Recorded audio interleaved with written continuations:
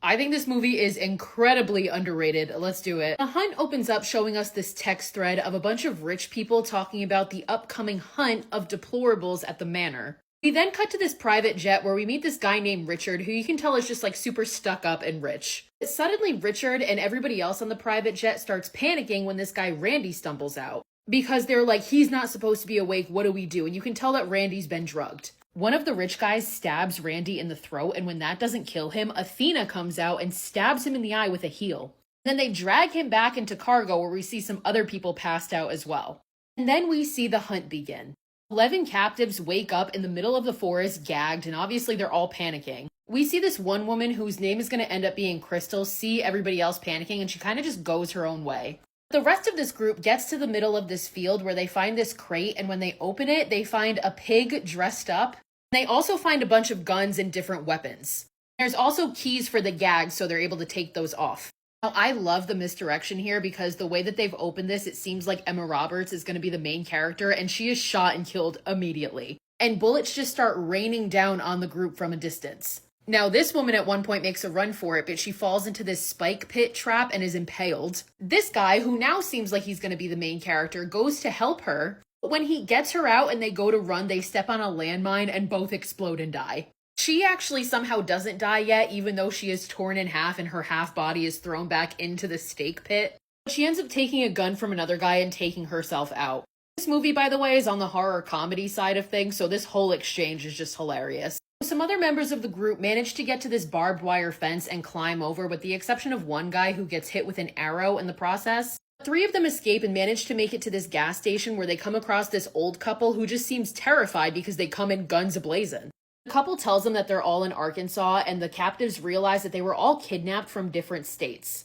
So they put together that they believe that this is Manorgate, which is this conspiracy theory about how the rich kidnap a bunch of people and hunt them for sport. Now, in the gas station, one of the captives eats a donut and immediately dies because it turns out all the food is poisoned. Because these 2 bitches are in on it, and they kill the other 2 as well. So they clean up, and eventually Crystal walks in, and she goes to buy a pack of cigarettes, acting like nothing's wrong. She asks what state they're in, and they say Arkansas, and she immediately jumps into action and jumps the counter. She grabs the gun behind the counter and shoots the old guy. She looks at the old woman and says, "Cigarettes are only $6 in Arkansas, you fucked up, bitch," and shoots her too. So Crystal goes outside where she finds a truck and she sees that it's rigged so that if you open the door it explodes. And she removes these fake license plates from it, which reveals that she's in Croatia. They're not even in America.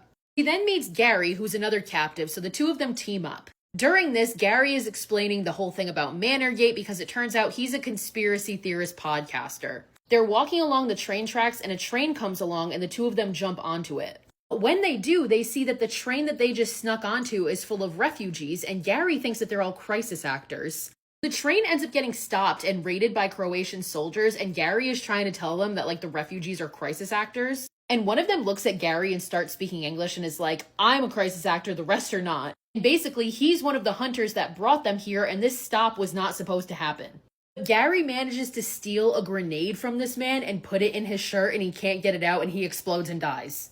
Crystal ends up getting taken in by the Croatian soldiers, and they're like, "Are you being hunted like Don?" And she's like, "Who the fuck is Don?" And they bring Don out, and it turns out he's one of the captives that was being hunted as well. The 2 of them get in the car with this dude that's supposedly from the US Embassy that is going to bring them back to safety.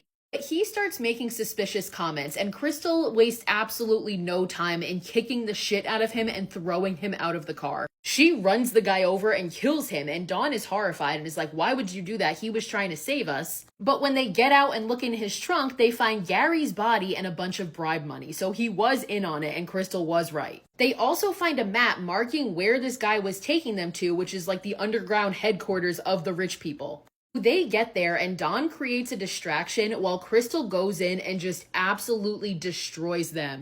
She goes in and attacks and kills them all one by one effortlessly. Like, this is second nature to her. But when Dawn comes in, they start to hear a radio transmission from Athena saying, "Dawn, did you get her?" So Crystal points her gun at Dawn, thinking that he's in on it, and he points a gun at her and refuses to put it down, so Crystal shoots and kills him. We actually never find out if Dawn was part of it. I don't think he was. After that, Crystal turns to see that one of the people is still alive, and she manages to get Athena's location out of him. And at this point, we also learn that Crystal was ex-military and in Afghanistan, so that's how she's such a bad bitch. We then get a flashback to 8 months prior and see how this whole thing unfolded. Turns out that text exchange from the beginning, Athena was the one that said, oh, can't wait to hunt a bunch of deplorables in the manor. And it turns out it was actually a joke, like they weren't actually doing that.